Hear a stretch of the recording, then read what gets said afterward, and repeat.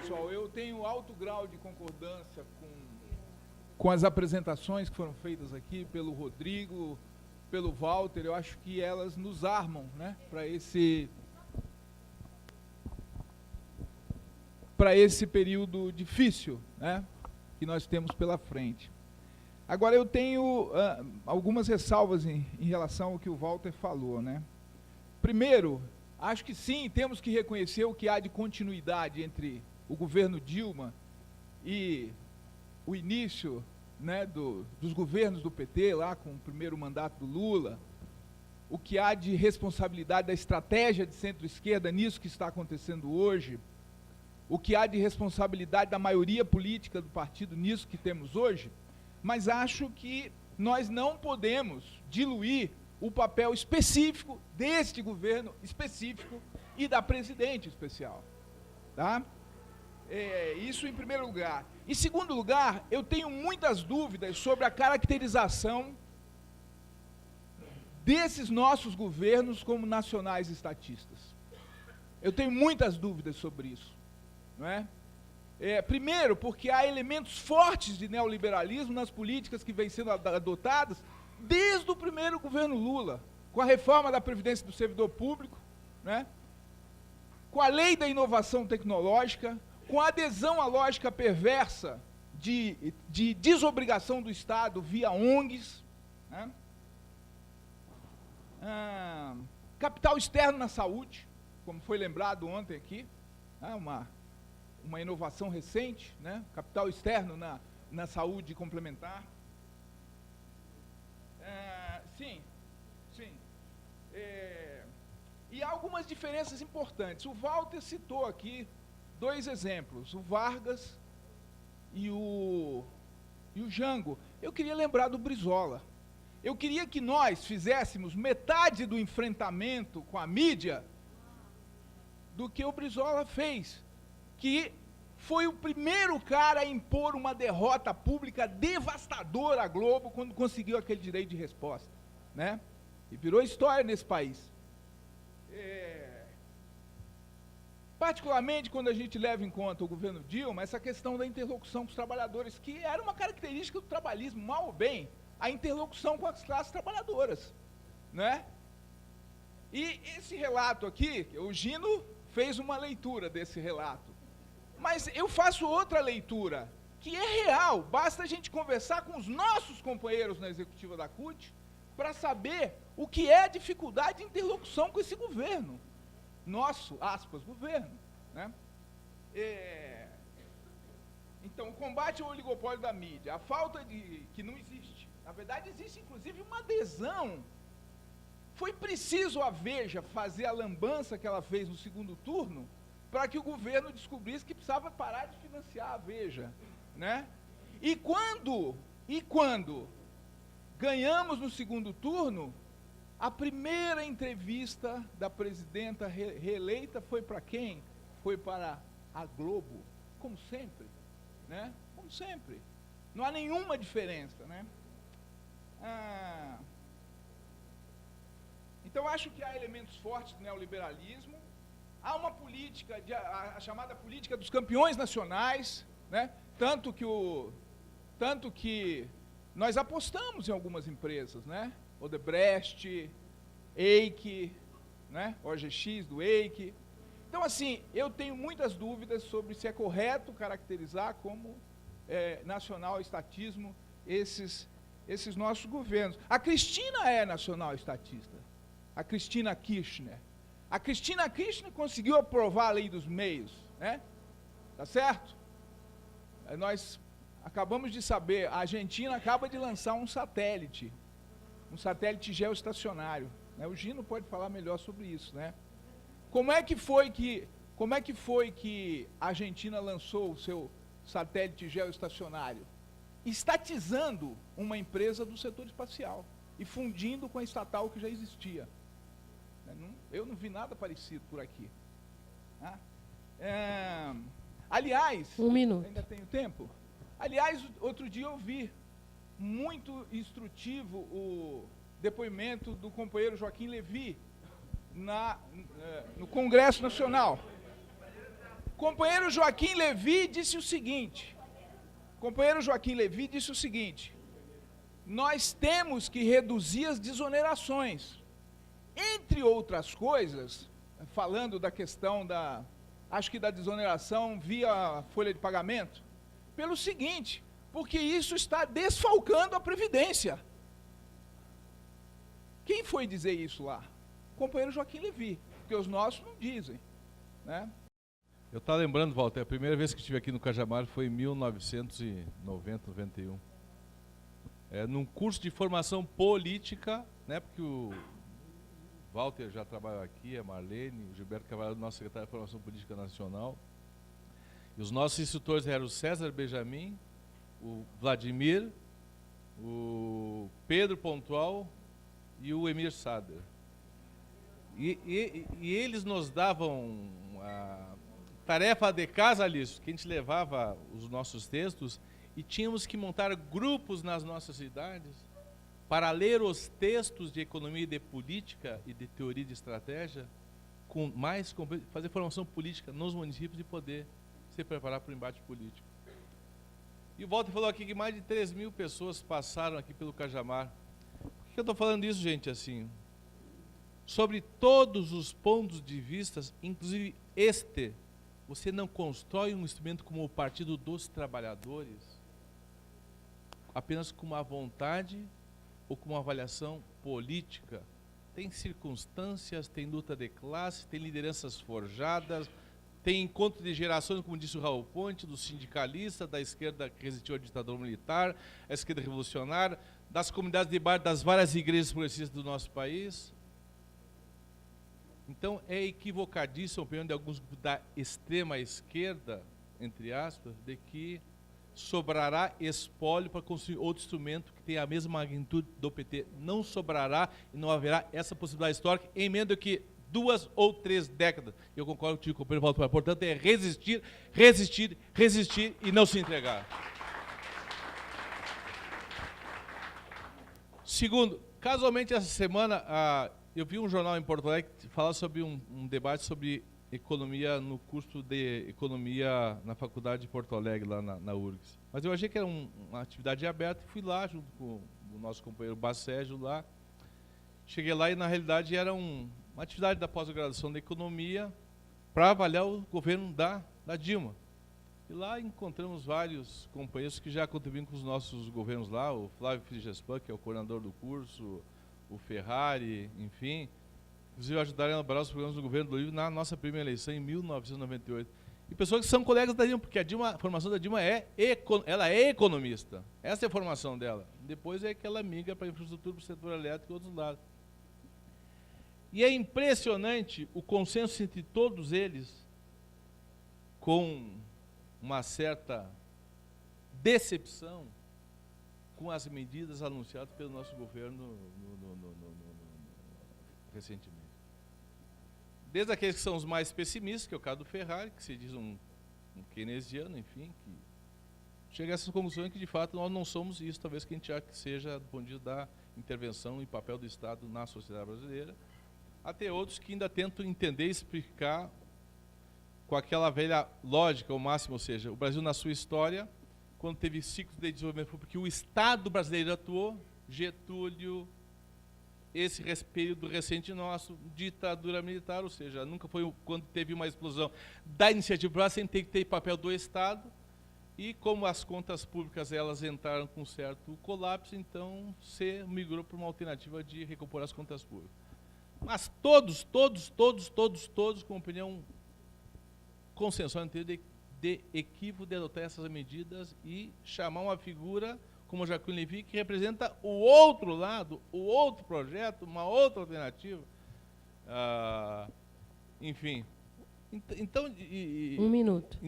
Então, de fato, tem uma situação de perplexidade, inclusive com pessoas que estudaram nos mesmos bancos escolares que a nossa companheira, e que aprenderam com ela as mesmas lições que a nossa companheira Dilma. Enfim. E o pior é que quando essas medidas começam a ser anunciadas, e as medidas econômicas, as MPs e o aumento da gasolina, óleo, é que foi dado o estado para que começasse essa comoção nacional. Foi isso que aconteceu no Brasil. E com isso vem uma situação que eu acho que é a pior de todas. É a nossa fragilidade política e ideológica. A nossa maior derrota é ideológica. Ou seja, é tu ter dificuldade para dizer que eu sou de esquerda, eu ando de cabeça de esquerda, eu posso ser de esquerda, eu sou socialista, eu sou comunista, eu defendo o PT, eu uso camiseta vermelha, eu defendo os gays, defendo as lésbicas, defendo... Ou seja, nós estamos numa situação onde a pauta conservadora está assistindo tão à vontade que pode... Imagina, os caras vão aprovar em 15 dias a redução da maioridade penal. Os militares, isso em tudo que é lugar, o Walter citou aqui, estão assistindo agora para voltar a espancar, reprimir a nossa companheirada da juventude negra, da nossa periferia, em qualquer cidade, porque é o que eles estão botando para fora os demônios deles contra nós, que eles deixaram muito tempo contraído. E por isso, eu quero só eu queria chegar na seguinte conclusão, assim, ó, sobre a fala tem uma pequena diferença com alguns comentários do companheiro da CUT, assim, pequeno. Não, assim, mas eu quero concordar o seguinte, assim, ó. Não tem problema a CUT com um programa economicista. Que bom que a CUT está indo para a rua. Que bom que a CUT está indo para a rua. O PT e o governo é que tem que dizer, se vocês querem mais, tem que mudar a política econômica do nosso país. Não é o papel da CUT dizer que tem que taxar grande fortuna, tem que fazer reforma agrária, tem que controlar os meios de comunicação. É papel do partido do governo. Manda a CUT, qualquer sindicato, para fazer reivindicações econômicas, salariais, de qualquer natureza. Nós do PT, nós do governo, é que temos que politizar, dizendo que para isso acontecer, tem que ter um novo programa, uma nova estratégia, tem que ter um partido dirigente. É o nosso papel fazer isso. Entendeu? Imagina, a CUT ficou muito tempo tímida, com dificuldade. Que bom que o secretário-geral da CUT veio aqui na Conferência Nacional, do Conselho Nacional da Articulação de Esquerda. Mudou também até isso, enfim, é mais um elemento simbólico, é ou não é? É. Quando que outras épocas teriam um tal prestígio, né? Então, assim, que bom que a CUT está na rua. Então, é papel do PT e do governo fazer o debate da mudança da estratégia e politizar a classe trabalhadora, a ponto que ela perceba que quer mais, merece mais, tem dinheiro ter mais classe trabalhadora, agora tem que meter a mão onde? Quem tem dinheiro, que é o capital financeiro, são os desses países que a vida inteira mamaram no Estado brasileiro. Tá bom, companheiros e companheiras? Isso aí. Bom dia, eu sou o Renan, do Rio de Janeiro. Eu quero incorporar muitas coisas do que foram ditas aqui, tentar não repetir as apresentações do Rodrigo, do Walter, a fala da Isabel especialmente com relação às lutas temáticas, à disputa cultural, política. Tem uma agenda aí de congressos municipais que a gente está pautando. No próximo final de semana estarei em 2 congressos municipais, em um regional. Mas eu costumo, né, estudando economia, costumo pensar na história da economia brasileira como a história daqueles empresários, daqueles capitalistas que querem um capitalismo sem risco, que veem o Estado como uma grande seguradora. Mas aí, fazendo o debate da política e do governo e da história do governo Lula, de como a gente vem enfrentando muitas questões, eu cheguei numa síntese que também a gente tem um problema do ponto de vista da vanguarda da classe trabalhadora brasileira, expressada hoje no PT, que é uma vanguarda, os lutadores do povo, da classe trabalhadora, que veem uma luta de classes e querem uma luta de classes sem conflito. É capitalismo sem risco e luta de classe sem conflito. Essa é a síntese que a gente tem no país hoje, e essa é a síntese que a gente precisa superar, essa contradição que a gente precisa superar. Porque se nós não realizarmos, e aí a questão da economia não é a questão da economia. E a Maria da Conceição Tavares tem uma fala numa entrevista que ela diz assim, gente, economia, a gente pensa economia, pensa nos números. Economia é política, é política. É como você vai desenvolver e as opções que você vai tomar, isso tem tudo a ver com a fala da Isabel, não é separado. É junto, é um conjunto, é de conjunto que a gente vai enfrentar esses problemas. Não é separadamente. Por quê? A gente é muito impactado pela radicalização da militância, pela incorporação de setores da juventude no segundo turno. mas tem um grande contingente dos eleitores da classe trabalhadora que por omissão, que por condições históricas da luta de classes, não se formaram, não superaram estágios de consciência e que votaram no nosso projeto porque melhoraram de vida economicamente. É o maior contingente do nosso eleitorado. A gente tem que reconhecer isso. Não é que a esquerda, que no segundo turno estava junto, e a militância progressista de todas as bandeiras de conjunto, não tenha sido importante. Foi fundamental. Porque sem eles nós não teríamos ganhado as eleições e nós temos que disputar esse setor que eu tenho chamado do grande petismo. Mas a nossa tarefa é entender que se a gente ganhar o grande petismo, a gente pode ter um grande retrocesso nesse país, porque aí a gente pode sofrer com a derrota não só dos conservadores que enfrentam esse grande petismo, porque eles querem derrotar o conjunto da esquerda, dos valores da esquerda. Essa é a tarefa deles, e isso a gente precisa demonstrar para o conjunto daqueles e daquelas que estiveram cerrando fileiras com a gente contra o retrocesso no segundo turno das eleições, ainda que as medidas do nosso governo não ajudem. Por isso que é central a disputa contra as MPs. Eu, quando vi aquilo, mandei para a lista nacional, imediatamente. Porque a vaca começou a tossir. Né? E foi de imediato, eu vi e mandei para a lista nacional da época, porque esse era o problema. Esse era o cenário, eu não tinha lido o texto premonitório desse cenário de nós ganharmos com pouca diferença a radicalização e, em seguida, retornarmos a um programa, né, de estabilização liberal. Então, fazer esse enfrentamento agora e travar naturalmente a disputa de que fazer esse enfrentamento é possibilitar continuar melhorias, essa é uma tarefa nossa e nós precisamos influenciar na CUT sobre isso. E aí tem questão de modelo, né? Essa coisa o sindicalista que trava a luta de classes, que quer a luta de classe sem conflito, e do empresário que quer o capitalismo sem risco. E aí a gente vai ter que discutir, como bem colocou o Zé aqui, qual a política industrial? Porque a questão do câmbio, como é que influencia hoje? O governo liberou o câmbio. Então, para as exportações, bacana. E para bens de capital, para o desenvolvimento da indústria? Qual é a política? Não está claro. Né? Qual a política de desenvolvimento industrial que a gente apresenta para superar um estágio do capitalismo brasileiro? Inclusive, aguçar as contradições, aí é o programa democrático popular e a possibilidade de transição para o socialismo. Porque reformas estruturais também são reformas estruturais do processo produtivo. Eu acho que a gente precisa incorporar isso melhor para poder fazer o grande debate. Não é só a questão da mídia, é também. Não é só a questão dos preconceitos, das opressões, é também. Mas é também, e aí eu vou repetir, porque eu acho que precisa dar ênfase, é a necessidade de gerar mais riqueza para conseguir distribuir mais. Lógico, porque qual a grande questão?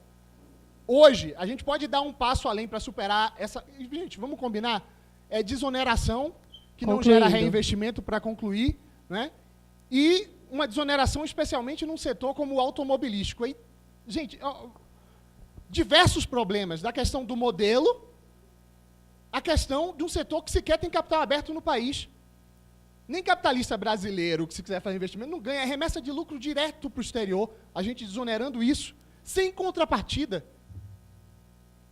Foi isso que nós fizemos. Esse é o déficit. E quem paga a conta? E aí eu quero dizer que nós precisamos fazer o debate de quem paga a conta. Tem a questão da tributação, a reforma tributária progressista, a questão da taxação das grandes fortunas, mas o que é que nós fazemos a partir daí? Porque se a gente vence essa batalha que é fundamental para o conjunto da esquerda, nós não podemos ser derrotados, a gente tem que apontar o horizonte para continuar a política que a gente iniciou e que está patinando. Essa é a grande discussão. É uma outra estratégia. Ou seja, nós precisamos colocar para o conjunto dos nossos companheiros que a outra estratégia exige conflito e superação das desigualdades e do processo que formou a economia do Brasil.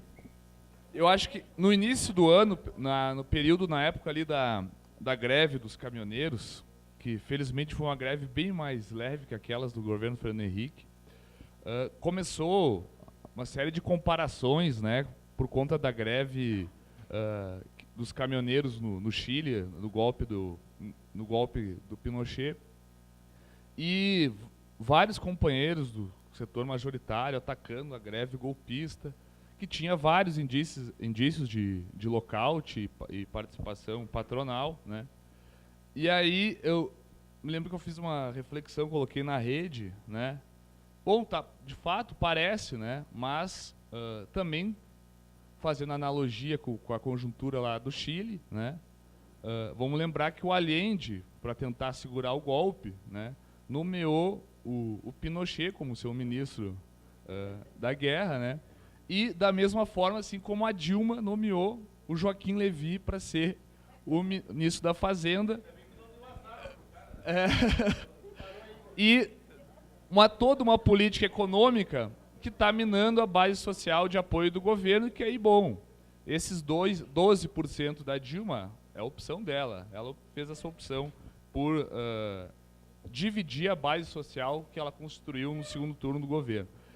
E aí eu acho que isso a gente tem que ter bastante claro, né? Que aí eu acho que eu não vi mais o pessoal fazer analogia com o Chile, com o Pinochet. A greve dos caminhoneiros já teve greves bem mais violentas dos caminhoneiros, né? Então, o que eu quero, acho que o debate estratégico, quem está disposto a fazer o debate da mudança da estratégia no PT? Então, o 5º Congresso do PT foi convocado, aquele texto que convoca, né? Pô, o PT está querendo pensar, está querendo o debate da estratégia, o programa de governo, o modelo. E nesse momento, eu acho que nós, a articulação de esquerda, nós vamos ter uma luta, uma guerra para fazer com que o 5º Congresso debate estratégia, né? Porque eu também sou representante da ENA Executiva Municipal de Porto Alegre e participando das reuniões do diretório lá, o discurso é: estamos sob ataque, estamos em guerra, então é hora de se unir, né? E unir é não debater as diferenças, nós temos que minimizar o debate, agora nós temos que nos defender. Que isso faz parte da estratégia dominante, né, desde 2013, do primeiro governo Lula, e da estratégia partidária, né? Faz parte dessa estratégia também dizer o discurso que o Lula fez, que reclamar e lutar contra as medidas é economicismo, né? Porque faz parte da estratégia do submeter o partido, submeter a CUT, submeter os movimentos sociais à mobilização de defesa do governo. Então nós, eu era militante do movimento estudantil a partir de 2004, né? E a nossa briga era que a direção da UNE mobilizava para defender o projeto do governo, que não era o projeto que nós construímos historicamente. E aí, bom, vários setores do PT se movimentaram para essa estratégia de defender o governo, a política do governo. Naquele período, início do governo Lula, que era só as medidas neoliberais lá, nada sinalizando. Vamos lembrar que o Reúne, que foi investir na universidade pública, foi vir só em 2007, né, lá no segundo governo do Lula. E essa é esse também é uma dimensão da estratégia. Fizeram o Diretório Nacional do PT recuar, né? Fizeram a pressão que fizeram para a CUT recuar, a CUT está resistindo ainda. Então a gente vai ter que brigar muito para fazer o debate da estratégia nesse 5º Congresso do PT. E outra coisa também que eu acho que eu queria ressaltar, acho que também o Walter falou um pouco, começa a pipocar um sentimento, vários textos dos nossos inimigos, textos de companheiros filiados no PT, né? Tem aquele texto do Mino Carta, da Carta Capital, que o PT acabou, o enterro do PT, o divórcio do PT, até quando vamos ficar no PT. Eu acho que nós, da articulação de esquerda, temos que pontear essa luta de defesa do nosso partido, né? Acho que o Walter expôs os motivos, acho que a gente tem que reforçar, tanto em documentos como em textos, a defesa do Partido dos Trabalhadores, essa ferramenta histórica que nós temos. A quem interessa a derrota do PT. E também a quem interessa esse comodismo, né? Porque as pessoas querem, lá no PT de Porto Alegre, os debates do 5º Congresso, a minoritária, uma vaga na executiva, tive que dizer, quem sabe vamos fazer então defesa das teses do 5º Congresso no debate, porque era só convidar figuras para fazer a fala, porque nessa ideia de que precisamos ter a unidade, né? Então não queriam nem debater as teses. Bom, garantimos vai ter a defesa das teses. Então quem é que vai fazer quem vai fazer a defesa do PT? Quem vai dizer quem que pensa modelo diferente do PT? Começa a pipocar ainda nas redes sociais a gente acompanha, né? Esse partido não... O pessoal é do CNB a vida inteira, ou do campo majoritário antigo, o PT não está dando jeito. O pessoal é da linha lá na corrente regional Socialismo Concluindo. 21, o PT não está tendo jeito. Então, as pessoas não a vida inteira sustentando a estratégia política equivocada, né? E agora entra nessa crise de dizer que o partido está complicado, que não tá dialogando com as mudanças, com as transformações. Eu acho que nós temos que fazer a defesa do PT, mostrar o quanto ele é estratégico e quanto defender o PT também é dizer que ele precisa se transformar, mudar a estratégia do partido, mudar a estratégia de poder e de governo. Obrigado. Bom dia, companheiros e companheiras. Meu nome é Leonardo Abecassis, sou militante da ENUDF Brasília. E para colocar essa fala para vocês aqui, eu estava refletindo sobre algumas coisas que aconteceram comigo, uma coisa em específico, no dia 13, nas manifestações da CUT.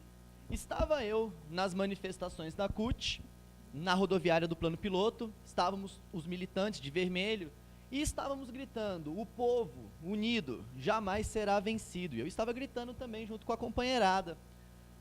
Mas o que me chamou a atenção foi que enquanto a gente gritava, um menino jovem passou pela gente e passou tirando sarro. Ele passou tirando sarro e aquilo me chamou muito a atenção, ele tirando sarro, porque eu pensei, a nossa manifestação não está fazendo sentido nenhum para aquele jovem, como não faz sentido para a juventude de maneira geral. O companheiro Walter colocou muito bem que nós temos que ocupar as ruas, eu acho que temos. Temos que ocupar as ruas, mas eu sinto que ocupar as ruas é um diálogo mais para nós mesmos, que nós temos que fazer para a gente mostrar que a gente existe, que a gente está resistindo, mas nós temos que encontrar maneiras de fazer sentido para a juventude. Outro ponto importante desse mesmo dia da manifestação, a passeata continuou na rodoviária e um cobrador de ônibus cobrou da gente, e o petrolão, e o preço da gasolina, e o preço da energia elétrica. E um dos companheiros começou a bater boca com ele. E a gente gritando, povo unido jamais será vencido, eu parei para pensar, quem que é povo? Ele não é povo? Esse cara é povo. Ele está trabalhando, ele trabalha. Ele ganha menos, provavelmente, do que o companheiro que estava discutindo com ele. Porque a gente colocou que as manifestações do dia 15 foram elitizadas, as nossas também foram elitizadas. Se pegarmos os dados do mesmo Datafolha que analisou do dia 15, a nossa manifestação também foi elitizada. Qual é o ponto nisso aqui? O ponto é, o problema, acredito, não é de ordem econômica. Eu tenho que discordar do companheiro que colocou que a situação é que a gente está jogando mal e quando começar a jogar bem vai melhorar. Não é assim. Pelo contrário, porque nós jogamos bem o ano inteiro, passado.